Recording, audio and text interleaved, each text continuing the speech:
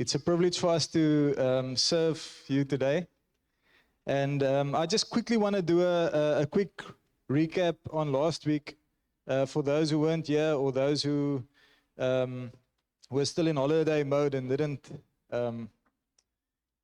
take everything in. So last week Johannes spoke about the wonderful why. Why do we do the things that we do? Why are we here this morning? And that's a very important question, I think, especially in the beginning of the year, is to ask yourself, why are we doing this? And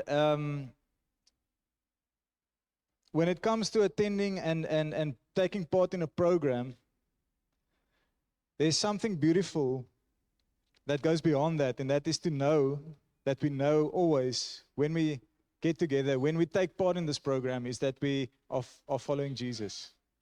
That is the aim. If you are here for any other aim, you're wasting your time. We want to be with Jesus. We want to follow Jesus. That is why we are here this morning. Attending alone does not make you okay. The goal is to know Jesus.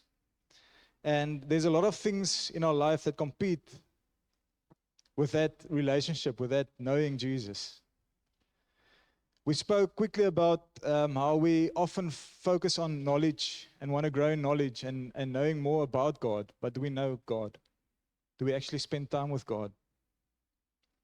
When it comes to serving in church, when it comes to filling our programs with church stuff that makes you feel, I'm doing something good and our conscience are clean, is that taking the place of knowing Jesus in your life?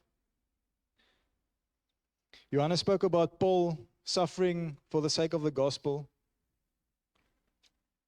I think oftentimes we are willing to do a lot of things, but on our terms. When it comes to suffering for the gospel, you need to know your why. You need to know your why. And then obviously sin and wrong perceptions of God makes us feel at a distance from God. A place of not truly understanding the heart of God. God is love. Joe explained beautifully that God can be provoked to anger, but he cannot be provoked to love. He is love. He is love.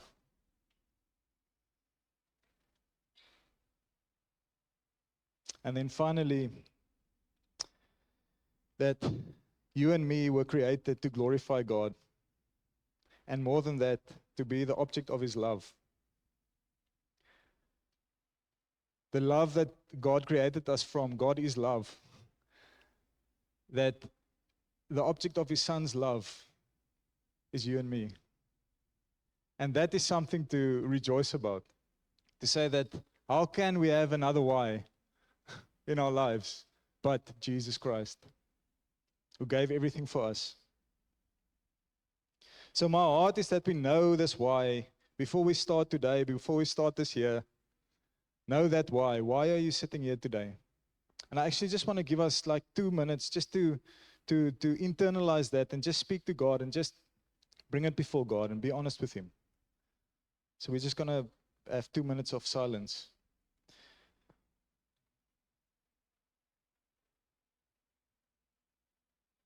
Just close your eyes and just speak to God and just be honest.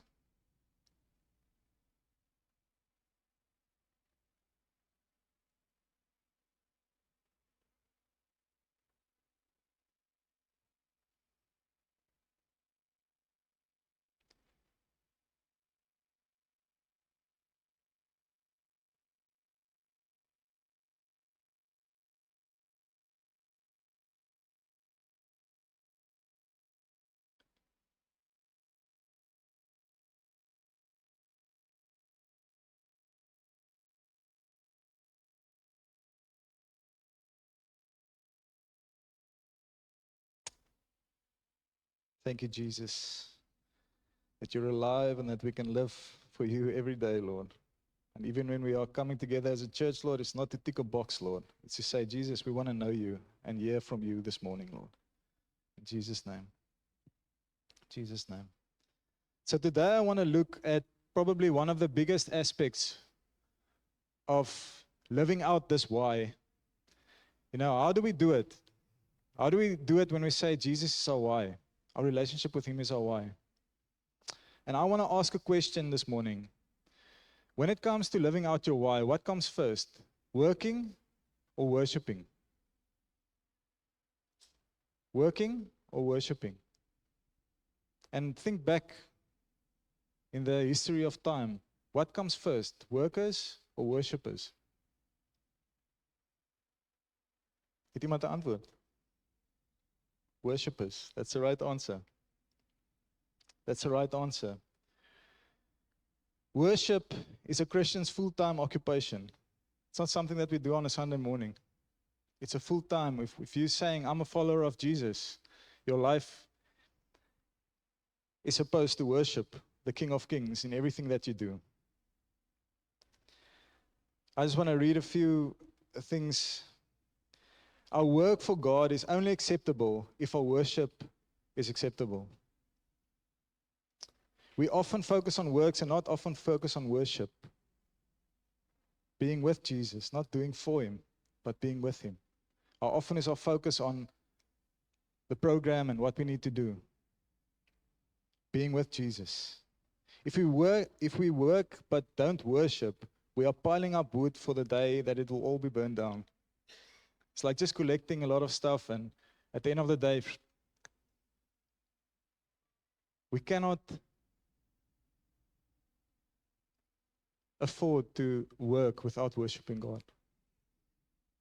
It's all going to go to nothing if it doesn't come from a place of worshiping Jesus. The fact that we get to work for God is a grace. It's not for us to earn our way into salvation. It's God's grace that He wants us to do something. He wants us to serve. It's not something that we have to do. The beauty is that if you are a true worshiper, you will be a worker. And it's evident in the early church. The big names in the church that wrote the most beautiful hymns and wrote the best books and did the most work for God were all worshippers of God. It came from that place of being in an intimate place with Jesus. So when it comes to worshiping, we need to worship Jesus as simple as possible without clutter. I think a lot of times we are so busy rushing through our devotional time quickly just to get to the stuff, all the list of stuff that we need to do. We need to look at our lives and see where can we declutter our lives? Where can we offer something up to say, God, this is not, I'm piling up wood here. I'm piling up wood. I need to come back to your feet before I carry on.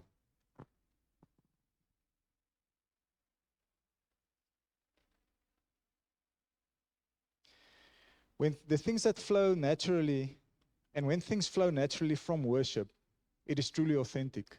That's for me such a beautiful definition of being authentic. When something flows from a place where you are worshiping God.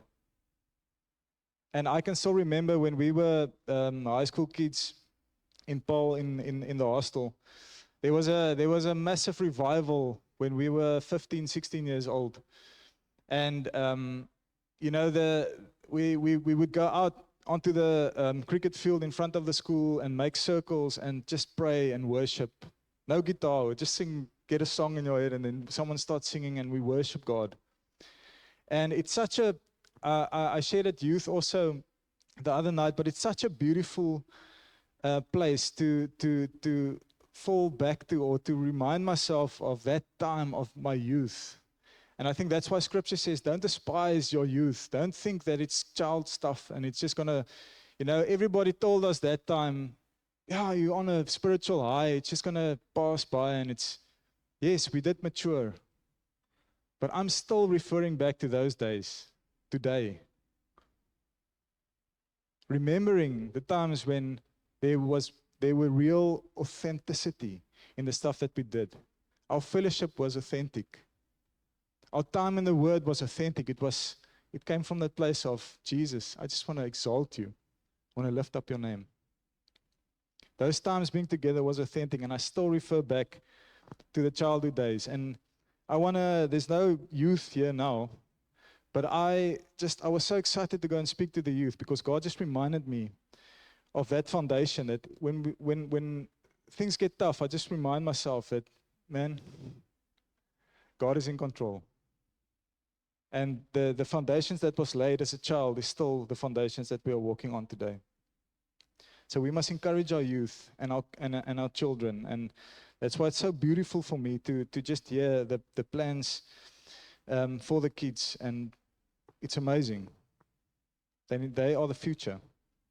And we need to know that. So when it comes to God creating us with this purpose of worshiping Him and glorifying Him, everybody in this world, whether you know God or not, has that yearning in their heart to worship. So we are worshiping something. We are worshiping something. And I want to ask us this morning, are you worshiping? And the answer to that is yes. I just gave that answer. Everybody of us are worshiping something. So the real question is, what or who are you worshiping? What or who are you worshiping? Everybody of us have a question, and I think everybody in this world wants to know the why of everything. And sadly, there's a lot of answers out there. There's a lot of truths out there that people put in the center of their lives, and they say that this is my why, and this is what I'm going to do. This is going to be the focus of me being successful, and this is my purpose in life. So God's plan for us, and this is the ideal picture, and our purpose is that we need to worship God and we need to enjoy Him forever. That's what Johannes said there, to glorify God, but also to be the object of His love. He said it so beautifully.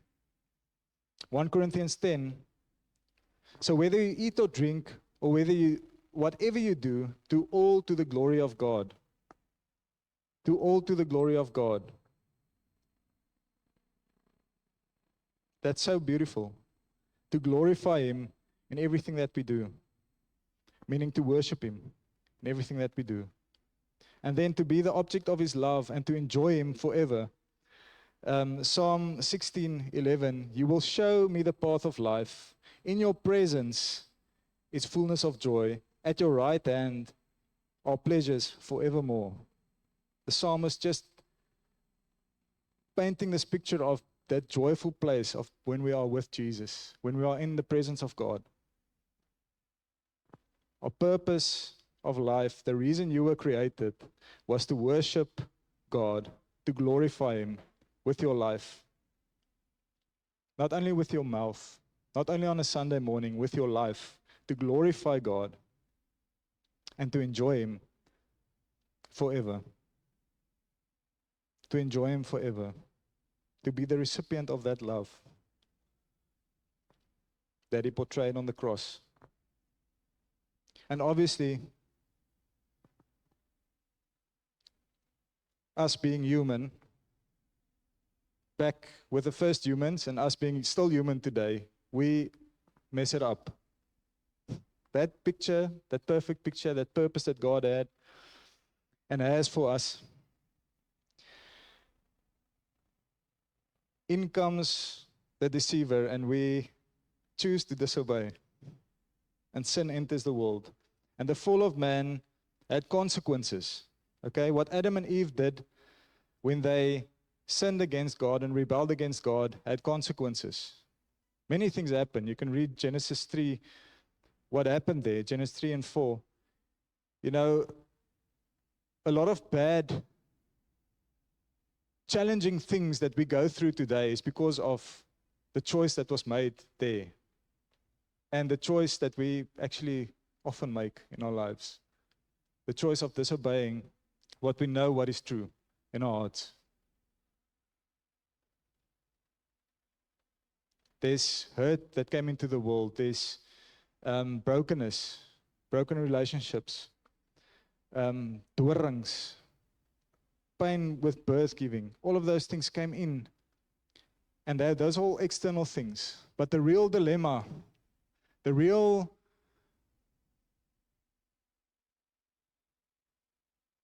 how can I say, the ernstige ding hierso, The more serious thing that happened with the fall is that we lost our purpose.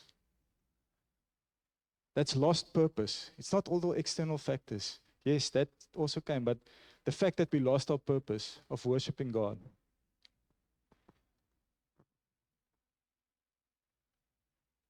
Revelation 4:11, you are worthy, O Lord, to receive glory and honor and power, for you created all things, and by your will, your purpose, your plans, they exist and were created. And that's a place of walking with God.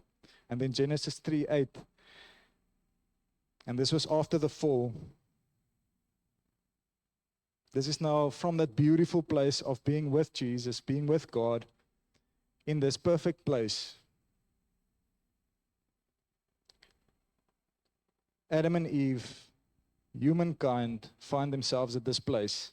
And they heard the sound of the Lord God walking in the garden in the cool of the day. And Adam and his wife hid themselves from the presence of the Lord.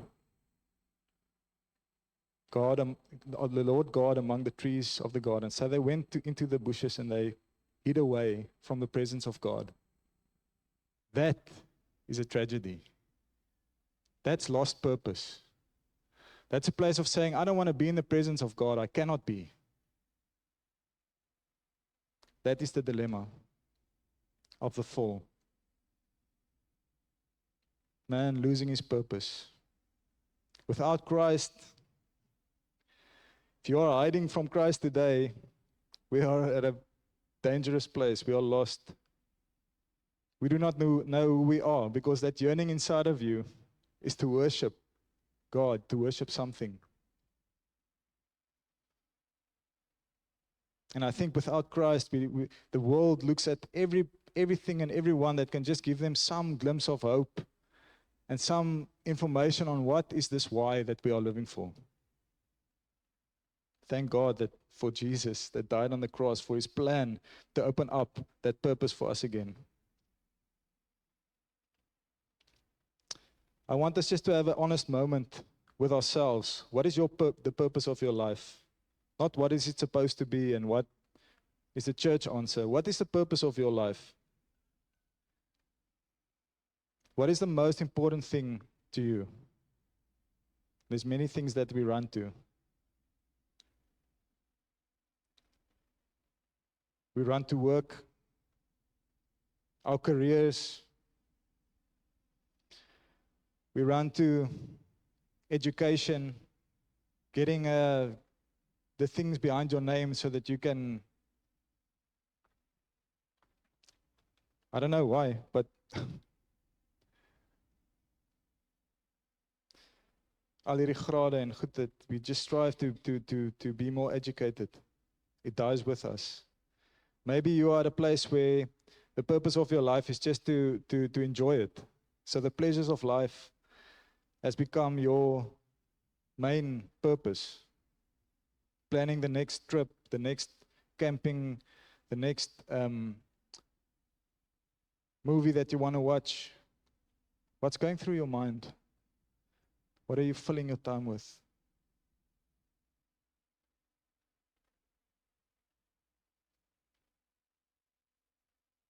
There's a very significant thing that happens when we return to our main purpose. The beauty is that God created us in his image. So it is an awesome thought just to know, and you see it all among us as well. You know, when you have as a person, you want to see what came from you. You want to see yourself in that. There's a place where when you have a child, you know, I think dads won't always admit it, but you look there to see, sure, I can see something of myself there that excites us.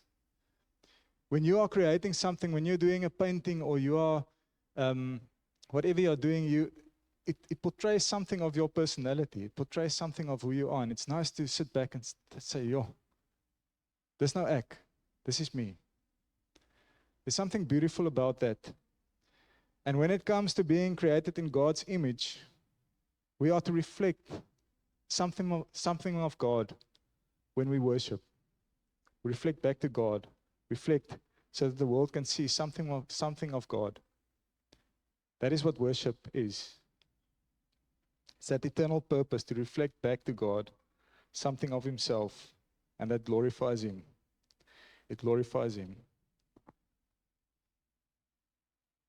The sad thing is, if we do not have God, you need to have something else. The tragedy of the fall is that that mirror reflecting God's glory is cracked. It gets cracked. It gets fractured.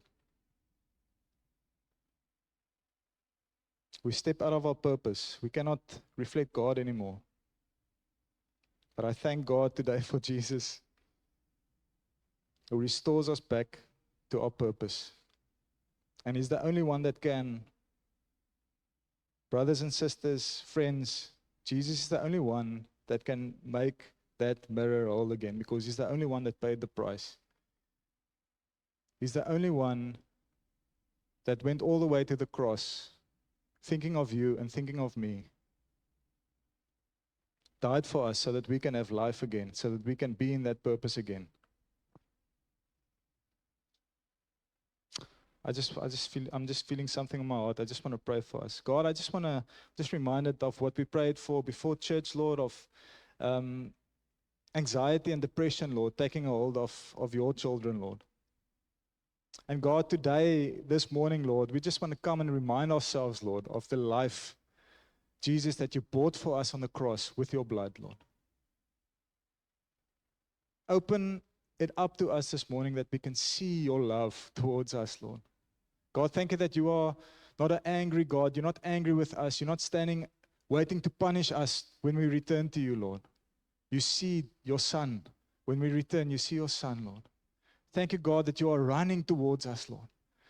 When we walk from the horizon, we're lifting our eyes to see if we can see you, God. You are already running to us, embracing us this morning, Lord. And God, I pray in the name of Jesus, Lord, that anxiety and depression will leave in the name of Jesus. God, thank you that we have purpose to live for, Lord, bigger than the problems at our doorstep, Lord.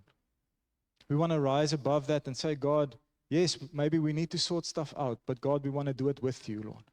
We don't want to sort our lives out and then try to crawl back to you, Lord. You embrace us already. In Jesus' name, Lord. Amen. Amen. So there's a place where we need to understand God's heart towards us, and that's the place of returning to Him. God's heart towards us never changed. After the fall, it didn't change. God's heart towards us is always that of the Father running to come and get us. Ephesians 2:4. But God is so rich in mercy, and He loved us so much that even though we were dead because of our sins, He gave us life when He raised Christ from the dead. It is only by God's grace that you have been saved. God's grace is there for you today and for me today. And God desires that fellowship. He wants to be with us. I think it's something that we don't always think about or realize, but God actually wants us to come to Him. He loves it when we come to Him.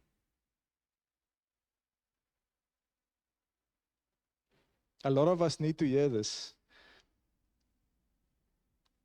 God wants to spend time with you. He wants you to be with Him. 1 Corinthians 1 verse 9. God is faithful, by whom you were called into the fellowship of His Son, Jesus Christ our Lord. Revelation 3:19. As many as I love, I rebuke and chasten. Therefore be zealous and repent. And this is Jesus speaking to the lukewarm church here. Therefore be zealous and repent. Behold, I stand at the door and knock. If anyone hears my voice and opens the door, I will come in to him and dine with him, and he with me. There's a place where God wants to come in and dine with us. Open the door. Open that door.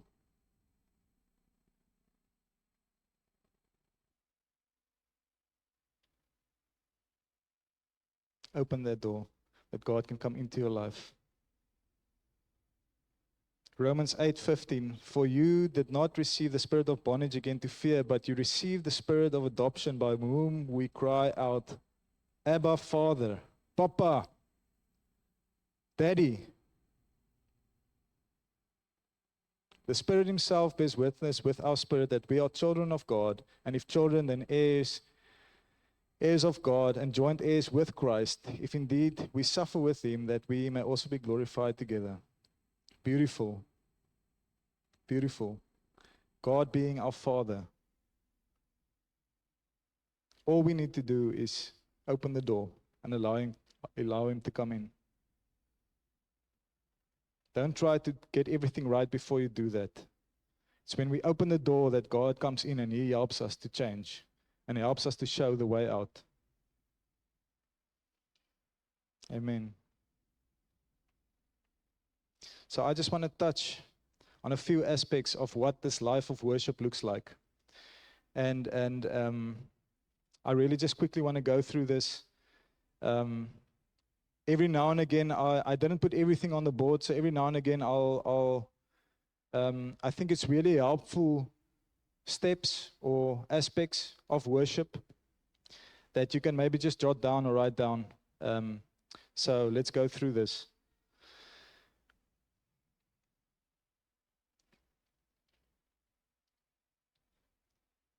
Our reason for living is to worship God. Worship is man's full reason for existence. It's not just a part of what you are doing. Everything that we are doing is supposed to be a worship unto God.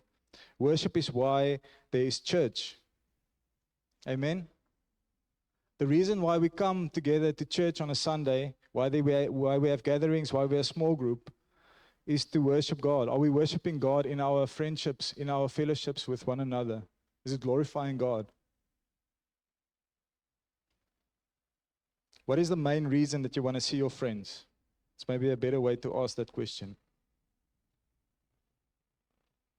John 4:21. Jesus replied, this is the woman at the well. Jesus replied, believe me, dear woman, the time is coming when it will no longer matter whether you worship the Father on this mountain or in Jerusalem.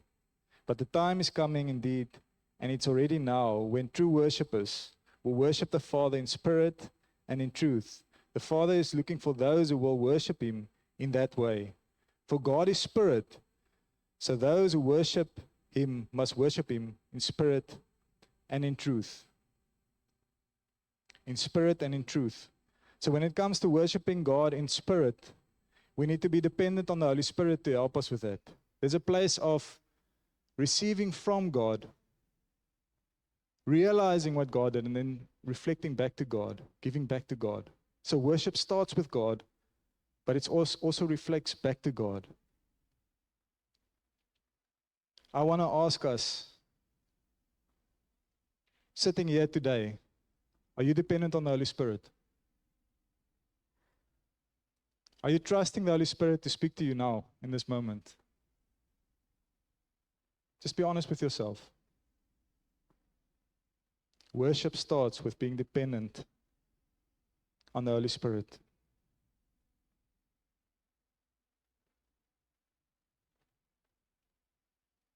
And the Spirit leads worship. And it's portrayed in our sincerity, our honesty, and our simplicity when it comes to worshiping. So when the Spirit leads us, these things will be evident. Our worship will be sincere, like a child just being honest before his parent. Just that sincerity. There will be honesty. We will not only, and this was such a beautiful explanation for me when I read this about honesty, is that a lot of times we pray prayers and we speak to God for the salvation of someone, but we don't even lift a finger to in helping that person see the truth. When we are truly honest, our life, our actions will follow. And it starts with, I'm saying, I believe in Jesus. I follow Jesus. How does your life look? Honesty will follow when we worship in spirit. And then simplicity. Simplicity. There's so many things that we make of worship. Now the song must be right, and oh, I love this song, but this song is. Have you ever sat quietly without a word and realized I'm worshiping God now? Simplicity, being before God, you and God. So when it comes to worshiping, it's in spirit, and then when it comes to worship, it must be in truth as well. And I would firstly want to touch on a few false truths that we often experience, and we replace true worship with these things, and we say that this is worship. The first one is religious experience. I want to tell us this morning that there's a possibility to have a religious experience without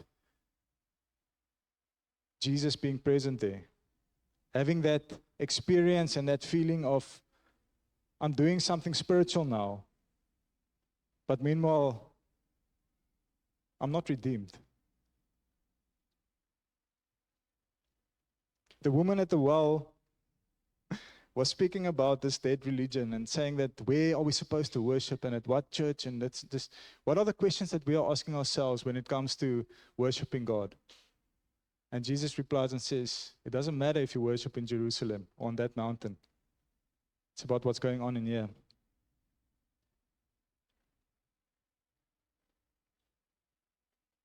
Worship is not about the right vocals of a song that you sing. Worship is not that beautiful emotional feeling that gets birthed up when you hear beautiful music or art or poetry. That good feeling, that is not worship. It can accompany worship, but that is not worship. Worship is glorifying Jesus. Don't replace true worship with a religious experience. Another thing to look out for is that we worship on our terms. The world is full of truths, okay? There's so many different truths, and whatever works for me, I'll take that. But the things that, the truths that I feel, I'm just going to ignore that in my head or just put it aside. I don't want to worship God in that way. And then another aspect of truth that goes hand in hand with this and is just as serious is half-truths. Because this is present, it's okay. You know, because there is water in the poison, it's fine. But water is a good thing. But it's the poison that kills, not the water. What are the poisons that we are allowing in our water when it comes to worship? And that's how the enemy deceived Eve as well, was with half-truths. Repeating what God said, just adding a little bit or twisting it.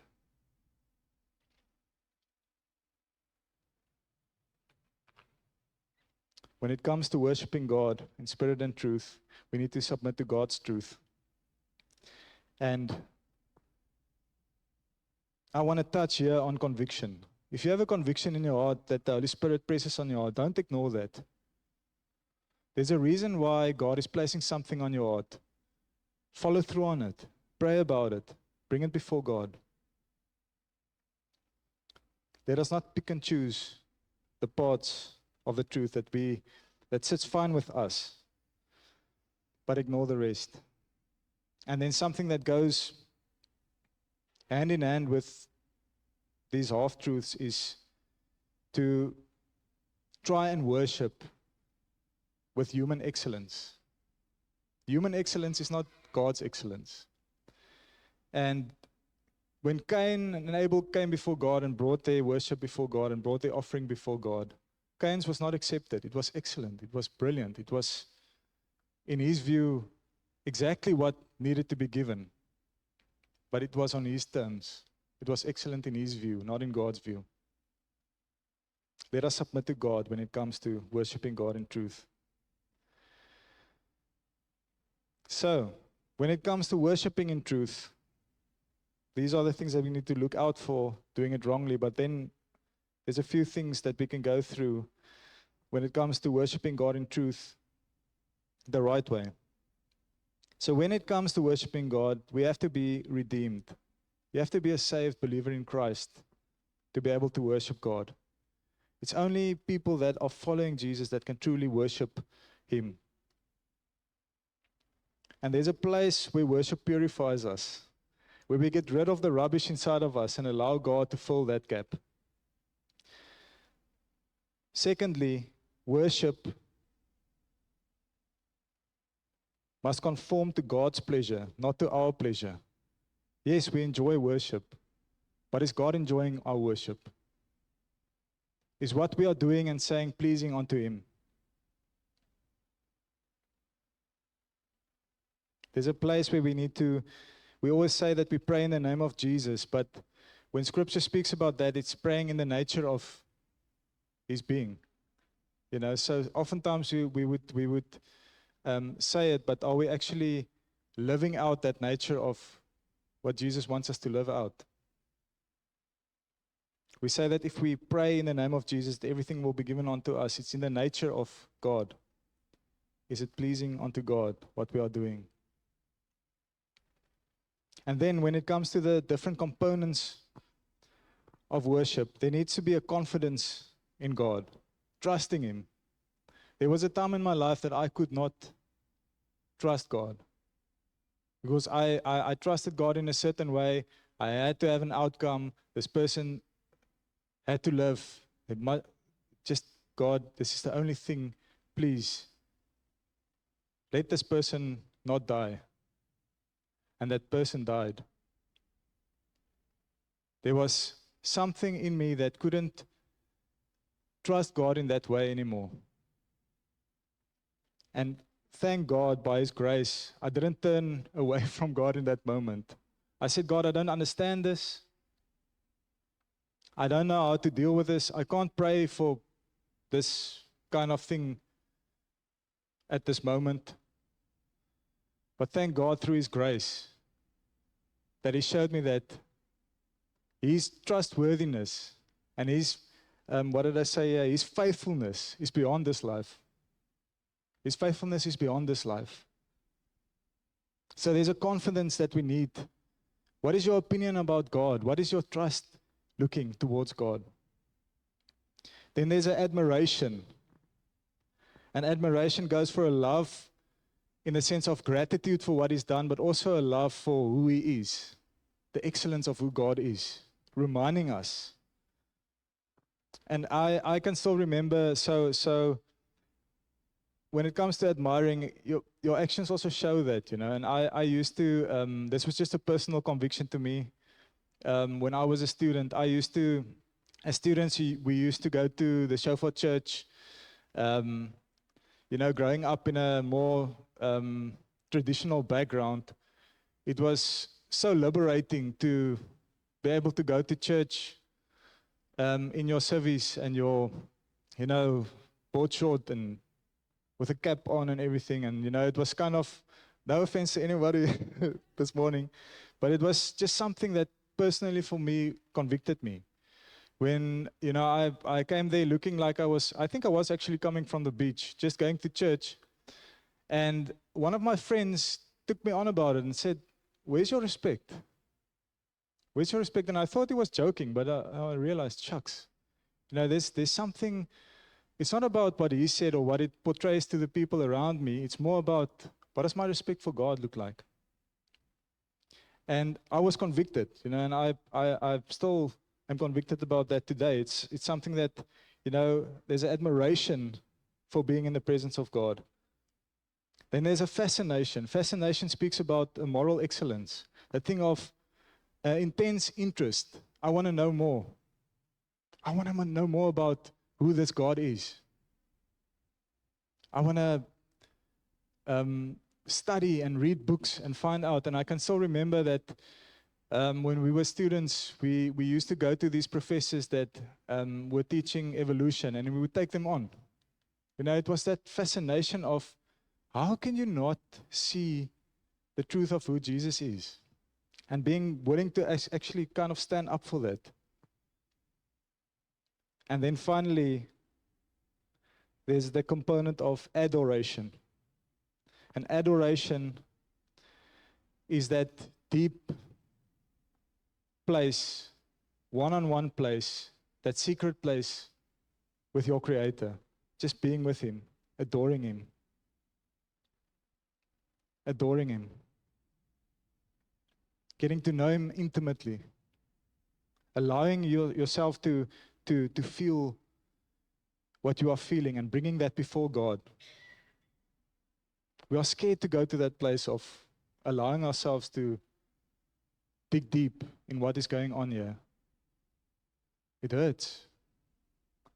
But that's that place of adoring Jesus, is that place of being able to go there and then getting to know Him in that place, and we just adore Him. I can remember the time that we trusted to have a child, and it was a hectic time for us. But there was in the final year, I told Rulin, I'm just feel that we must just give it one more year. I'm just gonna put this year out to trust God. And in this year, we must have a kid, kind of thing. That was my heart with that. And it was a time of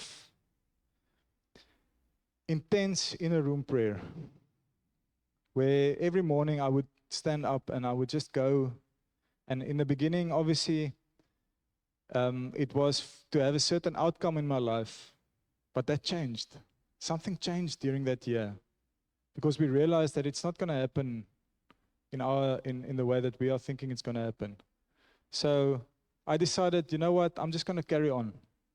I'm not going to stop now. I'm just going to carry on pressing in, sitting. And what Jesus came and did in my heart was so beautiful.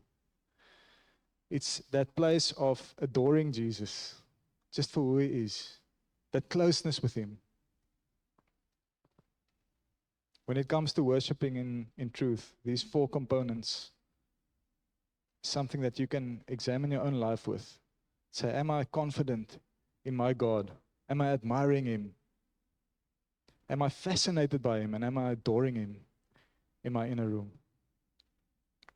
Then we said to worship God in truth is to have a lifestyle of worship. It's not a spotlight on one area of your life. It's a radiance that shines from your life. Worship is not supposed to be a ritual or part of a program on a Sunday morning. Yes, that facilitates us. But we are supposed to live lives of worship. In all creation, the human soul, net hierdie reg sê, I said this a few times this morning. In all creation, the human soul is a thing that relates to God. So there's nothing in creation that relates to God as the human soul. We are the temple of the Holy Spirit. We are the house, the dwelling place for God. Let us not limit worship to these 4 walls. Let us not let our worship look different Friday night at the braai than what it looks like here on a Sunday morning. Worship is a lifestyle. If you are not worshiping Him in all areas of your life, then you are not worshiping Him in any areas of your life. That was just like a wake-up call for me. If you're not worshiping Jesus in every aspect of your life, don't think that the little bit that you are cutting out for Him is worship unto Him. God's calling us to a lifestyle of worship. And then finally, these are also just a few things that you can write down.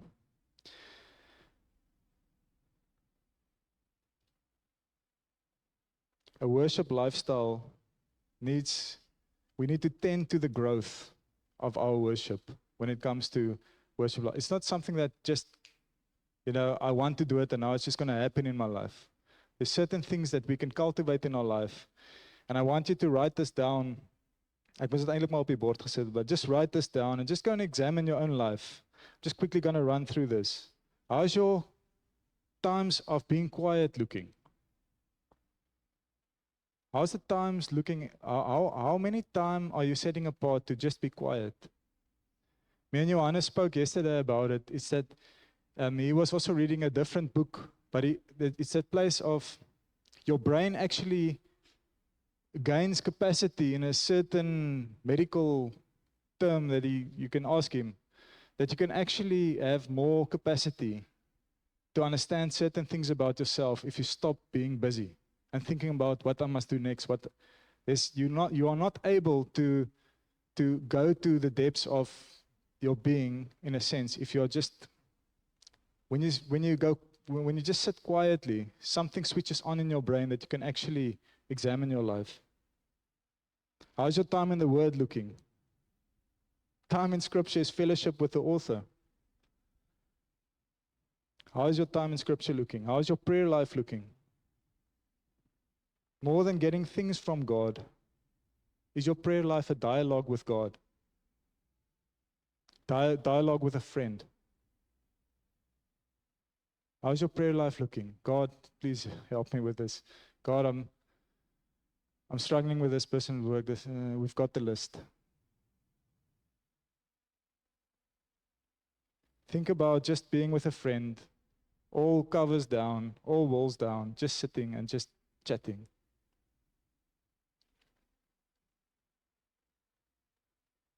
How's singing hymns and singing looking in your life? It's awkward to sing alone at home. It's a beautiful way to cultivate. Wash yourself with truths. Don't only put in earphones and listen to worship music. Take it out a bit and just sing to God. Hear your own voice.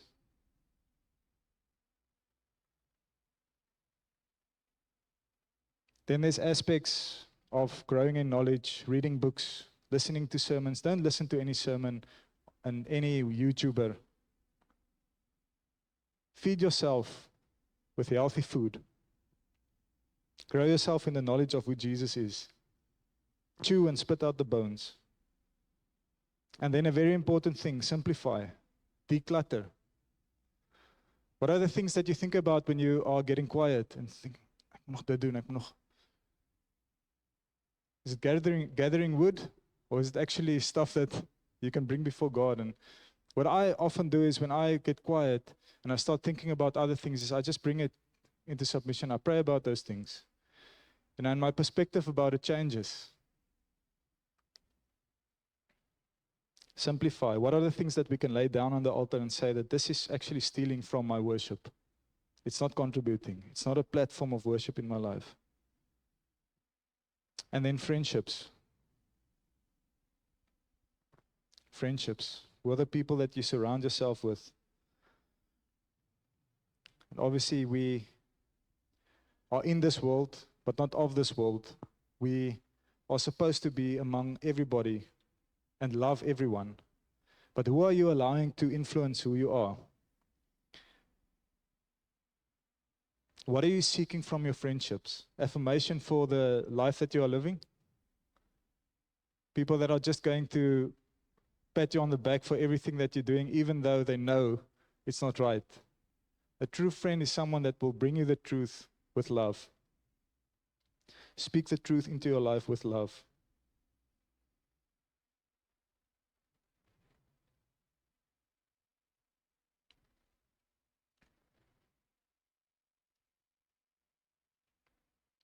John 14:6. I want us to close our eyes. Jesus said to him, I am the way, the truth, and the life. No one comes to the Father except through me. Jesus.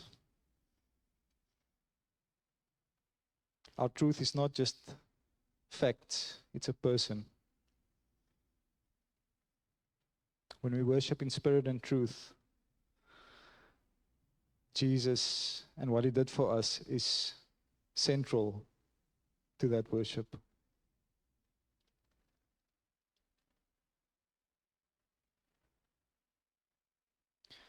Just want us to keep our eyes closed and just end off with a story. When Isaac needed a wife, his dad, Abram, sent a servant to go and look for a wife for him.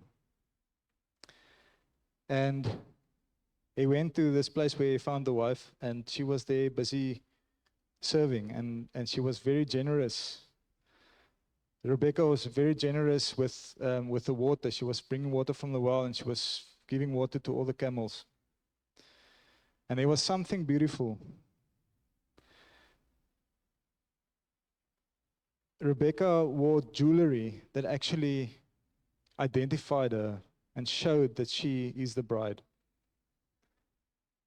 And the way that she was identified as the bride of Isaac was those jewelry. Golden nose rings and things that she wore.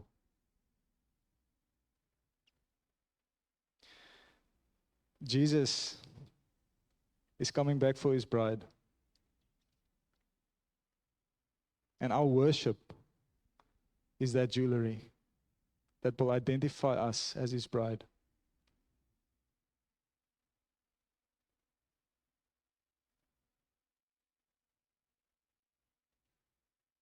Are we wearing jewelry today? Or are we busy with our own things? Jesus, we just come before you today, Lord, and we thank you, Jesus, for life. We thank you, God, that you are coming back for your bride, Lord. Thank you, God, that we can call ourselves a part of your church, Lord. And that means, Lord, that we are a people, Lord, known by the fruit of our lives, Lord. And may our fruit shine worship to you. May our fruit shine glorifying your name, Jesus. Thank you, God, that we are not left over to ourselves, Lord, to figure out life. You give us all the answers in your word, Lord. You give us the answers by your Holy Spirit. And we as a church, as a people, are excited, Lord, to stand up and say, God, we want to live for you. We want to live for a purpose bigger than a purpose defined by this world, defined by someone else. We want a purpose defined by the King of Kings and the truth. That is the purpose that we hang on and hold on to today, Lord. God, as we spoke about many things now and practical steps and stuff, Lord, break it up even more for us, Lord. Add points to that list, Lord, that we can do, Lord, to cultivate a worship lifestyle, Lord. Thank you, Holy Spirit, that you're alive, Lord, that you want to do, that you want fellowship with us. Forgive us, Lord, for neglecting it for so long, Lord. I thank you for each and every person sitting here today, Lord. May we go out and be worshipers, Lord, before we are workers in your house, Lord. In Jesus' name, amen. Thank you, church. That is me. If you need anything, want to know anything, pray together. You know the floor is open. You don't have to pray with me. Pray with the person next to you. Maak het bietjie awkward, but that's life. Enjoy coffee, and yeah, we'll see you at small group this week. Amen.